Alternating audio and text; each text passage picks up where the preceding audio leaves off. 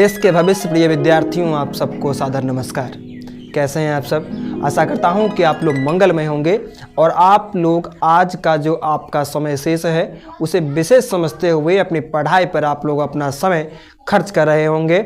और आपको आज पढ़ना ही चाहिए, क्योंकि आज का जो दिन होता है वो बेहद ही इम्पोर्टेंट होता है, क्योंकि आज जो भी हम कुछ करते हैं ना, उसी का परिणाम हमें कल प्राप्त होता है। और कल की तारीख में आपको परीक्षा देने जाना है और परीक्षा की घड़ी में आप लोग पूरी तन्मयता से तमाम प्रश्नों का जवाब दे सके, इसके लिए आज की तैयारी आपकी बेहद ही इम्पोर्टेंस रखती है। बहरहाल मेरे अनुसार, मेरे मतानुसार एक विद्यार्थी को जीवन भर यह मान करके चलना चाहिए कि अगली सुबह जब मेरी नींद खुलेगी तो अगली सुबह मेरी परीक्षा होगी।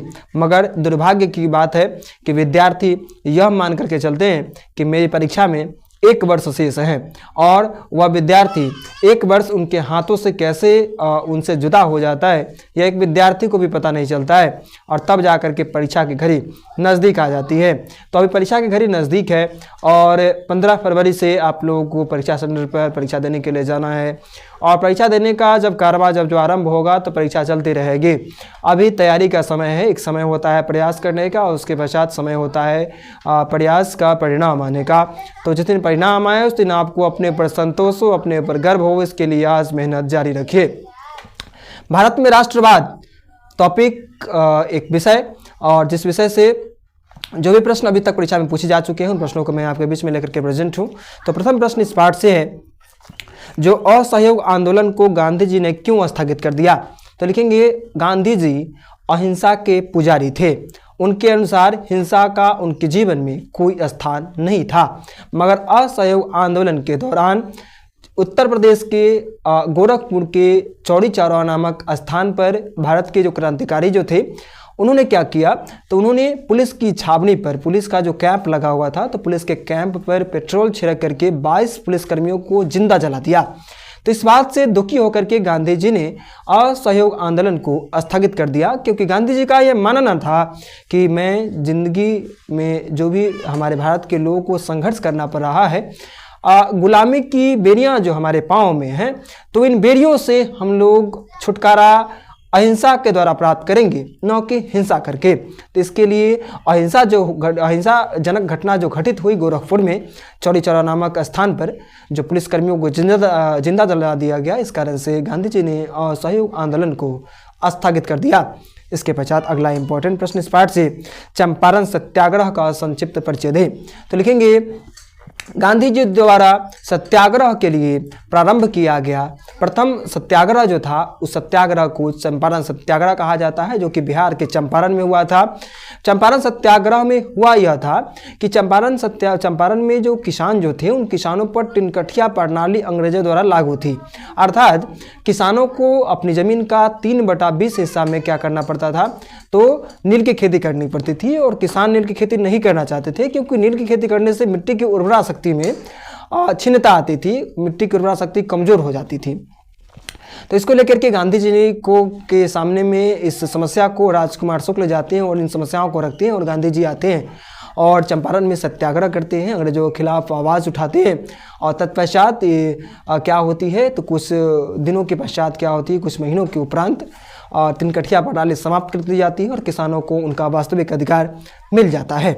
इसके पश्चात अगला इंपॉर्टेंट प्रश्न है, दांडी यात्रा का क्या उद्देश्य था?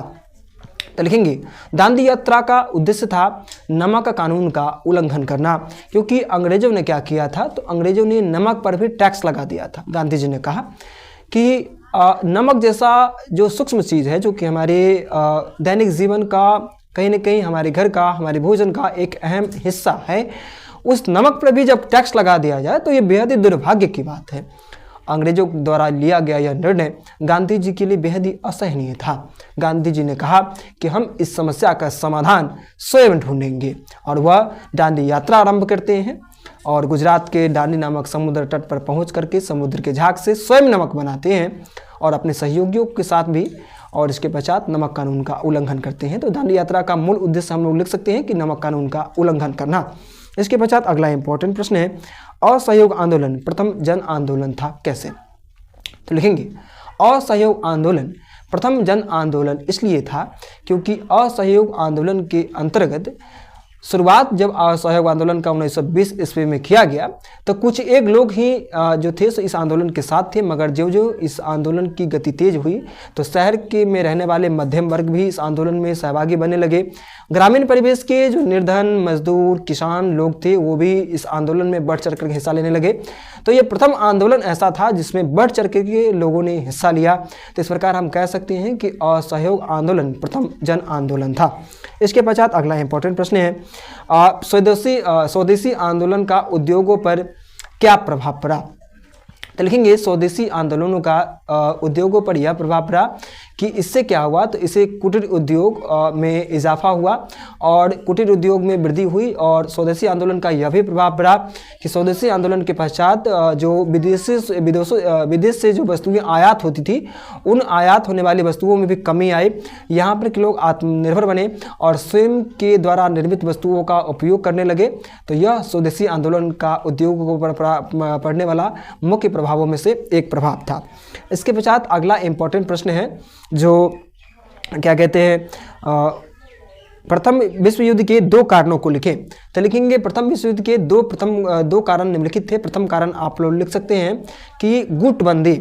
इसमें क्या हुआ था, तो विश्व जो था सो दो गुटों में बढ़ चुका था। प्रथम गुट के अंतर्गत थे जर्मनी थे, ऑस्ट्रिया थे, तुर्की थे। दूसरे राष्ट्रों के अंतर्गत हम लोग लिख सकते हैं जो इंग्लैंड थे, है ना, अमेरिका थे, है ना, जर्मनी था। तो ये सब गुट दो अलग अलग गुटों में बट गया। तो इस कारण से प्रथम विश्व युद्ध हुआ। और प्रथम विश्व युद्ध का प्रथम कारण दो गुटबंदी, और जिनमें कौन कौन से राष्ट्र कौन कौन से गुटों में थे आप लोग लिख सकते हैं। दूसरा लिख सकते हैं साम्राज्यवादी प्रतिस्पर्धा। साम्राज्यवादी प्रतिस्पर्धा में क्या हुआ, तो लोग क्या प्रथम विश्व युद्ध का होने का कारण यह था कि अधिकांश देश क्या कर रहे थे, तो दूसरे देशों पर आक्रमण करके वहाँ पर के प्राकृतिक संसाधनों पर, मानव जनित संसाधनों पर अपना कब्जा कर रहे थे। तो इस कारण से इससे क्षुब्ध होकर के प्रथम विश्व युद्ध जो है सो आरंभ हुआ 1914 से 1918 में जो हुआ था युद्ध। तो इस प्रकार इसकी बातें आप लोग लिख सकते हैं। और दूसरा प्रश्न है जो बिहार के किसान आंदोलन पर एक टिप्पणी लिखें। लिखेंगे बिहार में किसान आंदोलन एक ऐसा आंदोलन था जिस आंदोलन में किसानों ने बढ़ चढ़ कर के हिस्सा लिया और किसानों ने अपने हित के लिए आवाज़ उठाया और गांधी जी ने इस आंदोलन में अपनी अहम भूमिका अदा की, है ना। 1917 में जो हुआ था चंपारण सत्याग्रह के इर्द गिर्द ही यह क्वेश्चन लिखा जाएगा, है ना। किसान आंदोलन और चंपारण सत्याग्रह एक दूसरे से भिन्न नहीं है।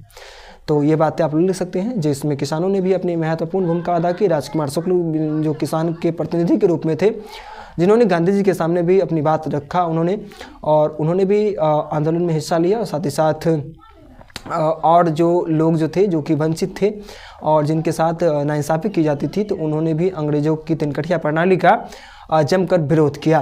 तो इस प्रकार किसान आंदोलन के बारे में आप लोग ये टिप्पणी लिख सकते हैं। इसके पश्चात अगला इंपॉर्टेंट प्रश्न है साइमन कमीशन पर संक्षिप्त टिप्पणी लिखें।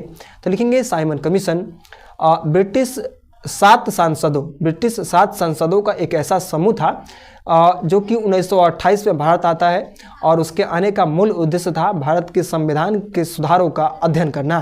तो साइमन कमीशन पर आप लोग ये बात लिख सकते हैं जो लिखेंगे 7 ब्रिटिश सांसदों का एक समूह था साइमन कमीशन, जिसका आगमन भारत में 1928 में हुआ था और इसके आगमन का मूल उद्देश्य था संविधान के सुधारों का अध्ययन करना। इसके पश्चात अगला इंपॉर्टेंट प्रश्न है जो भारतीय राष्ट्रीय कांग्रेस की स्थापना कब और कहाँ हुई थी। तो लिखेंगे भारतीय राष्ट्रीय कांग्रेस की स्थापना 28 दिसंबर 1885 ईस्वी को मुंबई के गोकुलदास तेजपाल संस्कृत महाविद्यालय में हुआ था, है ना।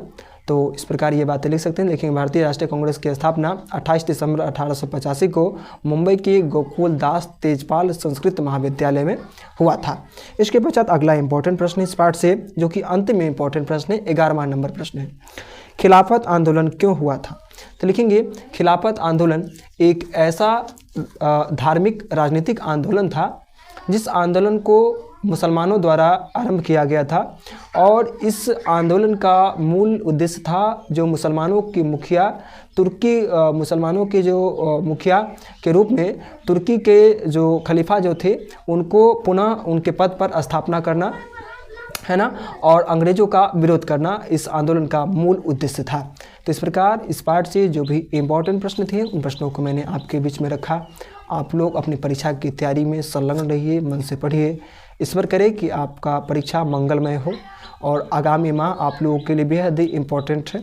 तो उस इम्पोर्टेंट माह में भी आपका प्रदर्शन शानदार रहे, आप लोग उत्कृष्ट प्रदर्शन करें, यही प्रार्थना मैं माँ सरस्वती भगवती से करता हूँ, हर दिन करता हूँ। धन्यवाद।